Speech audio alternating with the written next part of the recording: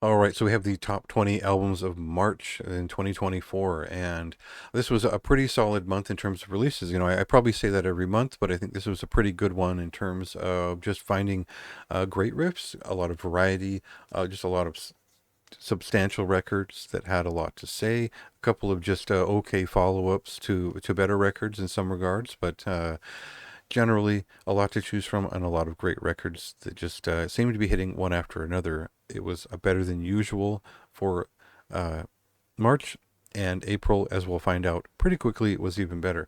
Now, of course, this was delayed by about 20 days because I was working on other things. I finally got out the fourth issue of Mystification Fanzine, which is available now. It's been available since the 12th. Please go and pick that up. It helps support the site, and it's a lot of fun for me to put together a zine. So any encouragement is helpful, of course, as well as follow the YouTube channel. The more that you watch this stuff, the sooner that I can sort of put more effort into it, develop different types of videos, and change up the format a little bit. If the reception is just okay, that's okay. I can keep doing what I've been doing. So the first thing, obviously the best album from my point of view out this last month was Slime Lord's Chytridiomycosis Relinquished. This is a surrealistic death doom metal band, just a death metal band with an interesting creative bent to its work, and one that is just exceptional as a demo or as a debut full length overall. It's a fantastic record and one that kind of knocked me on my ass. I wasn't expecting that much from it. I was expecting kind of modern chuggy death metal, and because I really didn't pay that much attention to their previous work. So when I stepped into this one, this is a huge leap into this emergent and psychedelic feeling realm of death metal that they've conjured here, and it was incredibly immersive, aggressive on most accounts. It has this disembowelment-esque feeling to it, but there's obviously more to it than that, and the way they develop it is just an incredible release from my point of view. It's one of the better releases of the year. The type of record I can just pick up and stare at in terms of its artistic value, its aesthetic value, I mean, but also something I just sat with over and over again over the last couple of months, just obsessing over every detail and really finding myself a fan of this band all of a sudden. So that really stood out for me. It's something I couldn't wait to return to every time I had a chance, and it's certainly the best of the month from my point of view.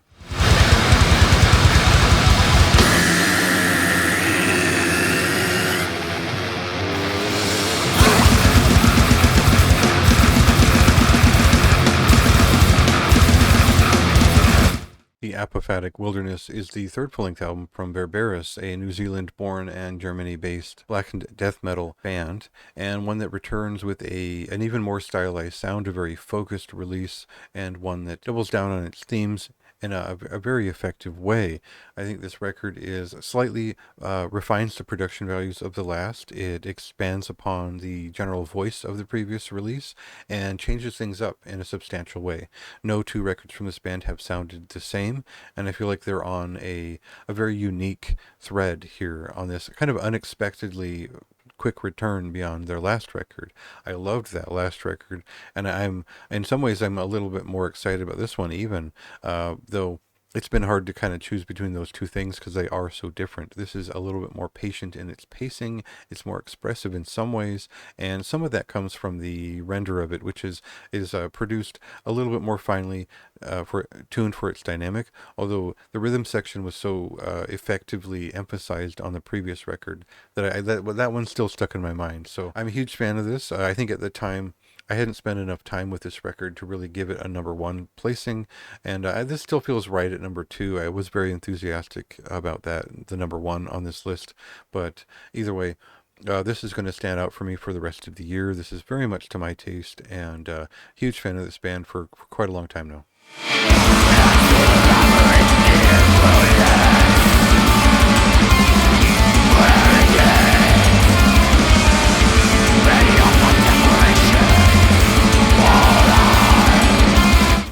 I I think the thing that I could say about Mishaps' third full-length album, Vessels by Which the Devil is Made Flesh, is that it delivers exactly what I expected from the band. And I think that they've been very consistent in developing their sound in interesting ways from album to album, and they do it with an economy of statement.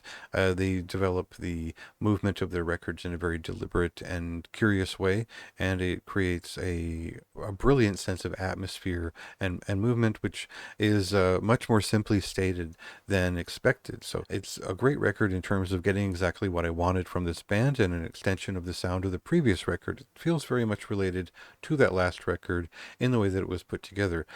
The thing is that looking back, it doesn't feel like anything new from the band, and whether or not that's a good thing or a bad thing, well, we'll have to see what they do next and how that factors into how that discography has played out, because I find myself actually returning to this one less in hindsight. So, still a great record, still I think one of the more interesting bands in this style.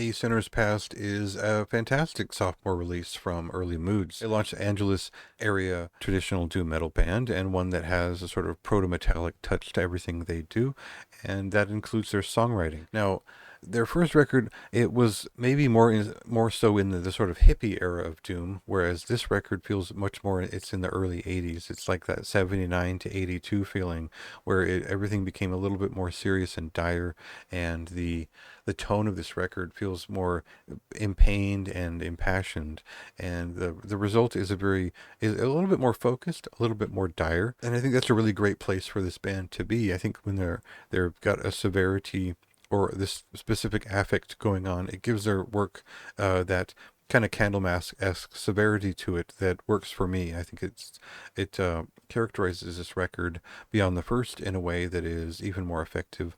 The production values are even more organic this time around. I think that factors quite a bit into my enjoyment. It's just my type of kind of heavy doom rock record.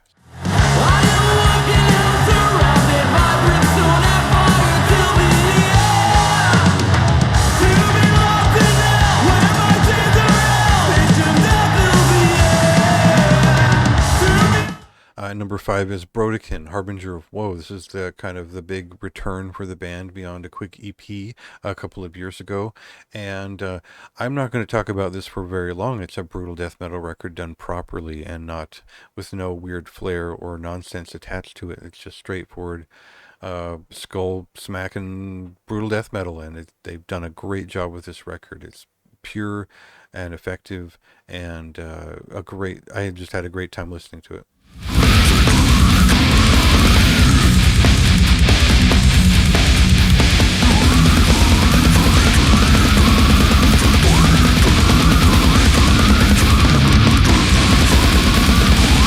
The return from a sepulchral rest is the sort of long-awaited full-length debut from Sepulchral Horror, a traditional death metal band from Brazil, and one who they kind of lean into maybe more the Testimony of the Ancients era Pestilence style on this debut. It's much more sophisticated and better developed than a lot of their past work. They've had some different members that have factored into this new sound over the years, and I feel like they've accomplished a pretty substantial defining release for this debut. It'll be interesting to see what they do next, because it does feel like kind of like Mortify, the Mexican band. It feels like there's a almost progressive touch to their work in their deeper layers of it. So it'll be interesting to see where they go with it next and extend this sound. But for now, a very organic result, a very classic death metal feeling with a little bit of their own exaggerated touch to both the keyboards infused into the work, a little bit of death doom, a little bit of everything that makes death metal cool from the late 80s and early 90s.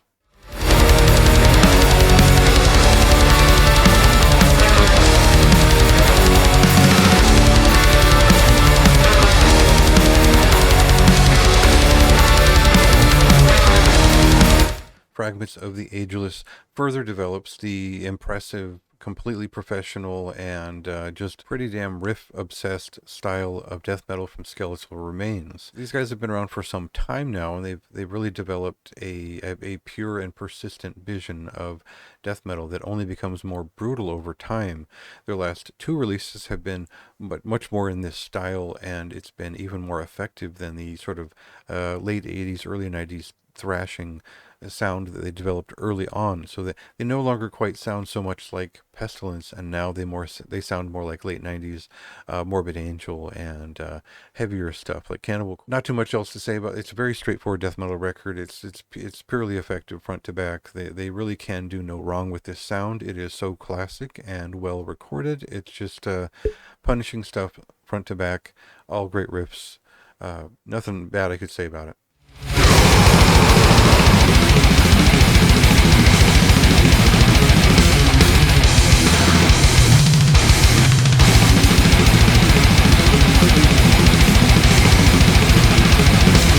Melicide is the sophomore full-length album from Bay Area thrash metal band Molten, who return with their best album yet here. I think they've developed their oeuvre even more. They've found the balance between traditional heavy metal, thrash metal, and death thrash metal in such a fine granular degree that it all works together as a less a salad of ideas and more a experting presentation of what they can do with all those subgenre ideas under their belt. So there's a lot that goes into this record that blows by really fast. They don't really repeat a ton of ideas too frequently, but when they do breach into their longer, more epic pieces, you get the feeling that this is a band with some staying power, a substantial group with a very strong point of view, and a record that I couldn't put down because of its strong audiovisual design, as well as it just kind of knocks you off your feet kind of presentation, where they hit you with a couple of quick songs, they hit you with a long 9-minute song. You know, it's one punch after another, and it was a great experience and a memorable record overall. Of course, the thing to do here is to compare Hideous Divinity's Unextinct to the evolution of bands like Ulcerate, where they become more modern over time, and they become a little bit more atmospheric over time, and they cut back on some of their brutality. Now, that doesn't mean that Hideous Divinity's latest album isn't entirely brutal. It does connect in that way, but they've tempered that sound for the sake of something that tells a bit more of a story and has a bit more to say with its guitar work. For me, there's a back and forth I've had with this album where I didn't like it, but I did like it, and overall I sort of eventually ended up resigning myself to enjoying it, and I don't find that it's particularly accessible or memorable so much as it is a substantial experience.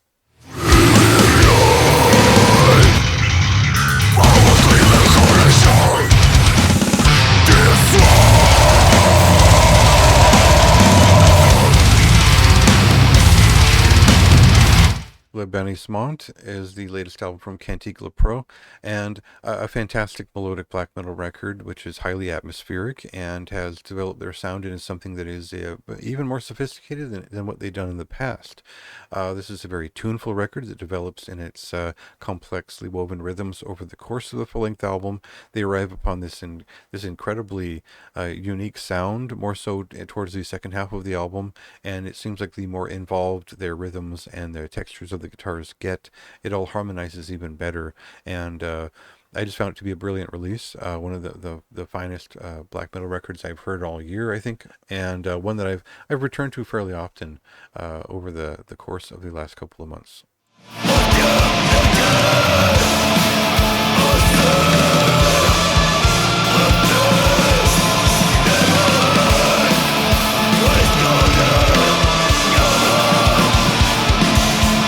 Punished by Nemesis is a heavier, more aggressive, very different sophomore full-length album from Stress Angel. That it holds fast with the sort of death thrashing 80s Black Death attack of the band. It focuses even more on the riffs. It shows some of the slower pacing can work for them in kind of a Celtic Frost kind of way, and it still manages to thrash through a ton of riffs in that process. So they did a great job with this record.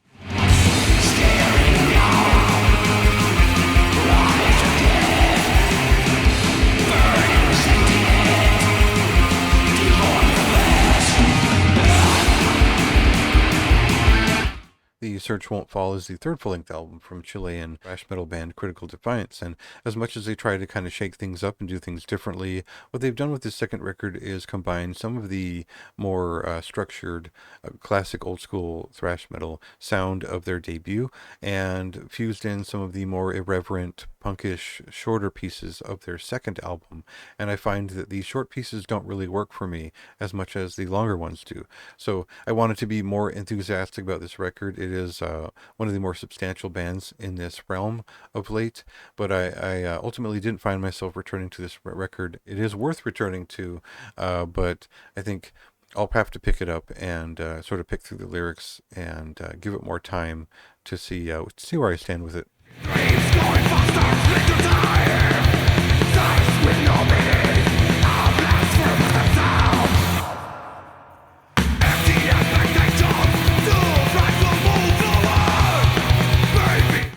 Molded by Broken Hands is the latest full-length album from Grey Skies Fallen. This is a New York-based, sort of a melodic death doom or gothic doom metal band from the late 90s or so that has evolved into something that includes maybe some progressive and heavy metal touches to its sound. And I would say they've modernized that focus and that vision over the course of the last 2 or 3 records to where it incorporates almost an epic heavy metal or traditional heavy metal affect to it, but also increases the melodramatic values of their initial style too. So there's been a really unique evolution of their sound over the years. It's worth following through on their discography to get a sense of that. And I think once you've done that, you'll appreciate what Molded by Broken Hands is doing, even though it's not quite as heavy as their last record, but it's much more succinct, right to the point, and tuneful. There's no place for sorrow.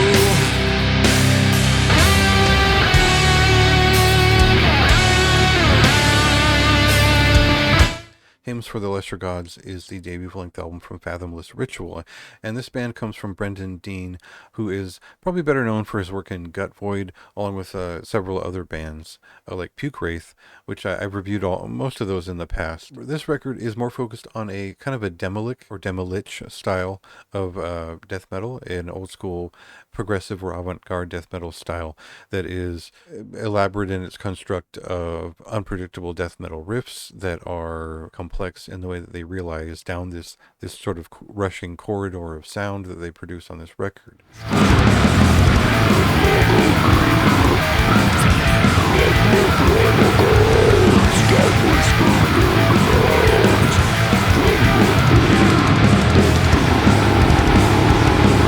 Arcana Rising is a debut full-length album from Coffin-Storm. This is a sort of thrash/doom metal record that comes from members of Dark Throne, Inferno, and Ara Noir. It's got over-the-top clean vocals from Fenriz, and it's got sort of a mid-paced thrash metal vibe to it that I really liked. I thought this is a great record.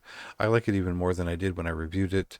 I think it's just fantastic. Something to the texture of the way that they develop the thrash metal riffs on this record that I listen to a lot. I'm a huge fan of Candlemass, and I feel like there's a lot of things that the heavier side of late 80s Candlemass did that are emphasized on this record, and then it's got its own weird personality to it otherwise. So I just got a kick out of this record. I've been listening to a lot since I reviewed it, and definitely should be included here.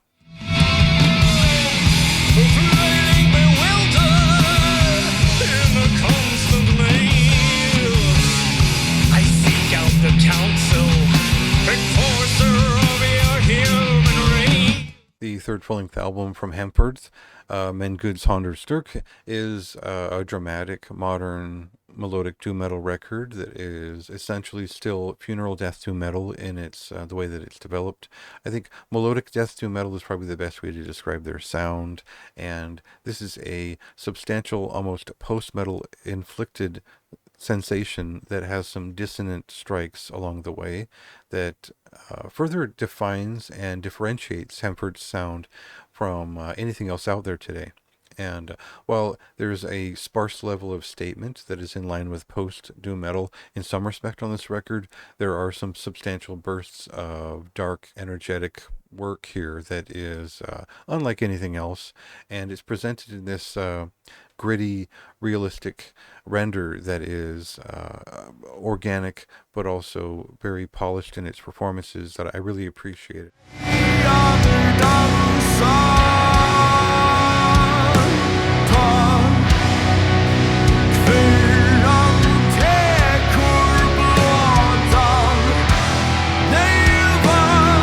Metaphysical Engines Approaching the Event Horizon is the second full-length album from Italian trio Hadit. And this one, basically, it brings in a great bass guitar tone, a lot more synth to what they're doing. It still has that sort of bestial, psychedelic black death metal touch to it, and they go a little bit further with that sound, but they've involved a little bit more death metal structure and generally more coherence in general to their sound that it just works better for them.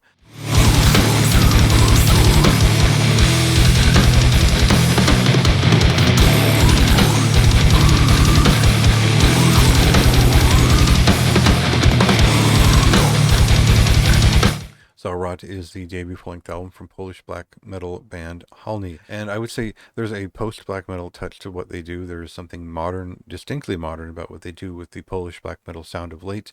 But if you're a fan of Mgła or Furia, you'll appreciate what they do on this record, which is distinctly melodic. It is aggressive in the way that black metal probably should be, but it's also tuneful in an unexpected way that is... It's a bit of a short record for my taste, but it's still a very strong one, and one that I was happy to return to throughout the month.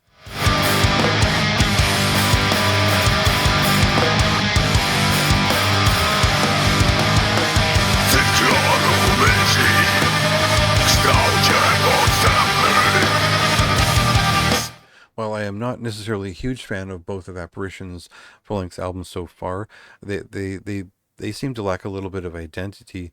I think that this second one really does well to begin to develop that identity into something palpable, and which is, interestingly enough, their emergent sense of movement. And this record feels fully improvised. Some of it leans into more of a sort of Morbid Angel-esque abstraction, and the less definite ways in which they approach the death metal form, the more unique their undertaking is. It's just a...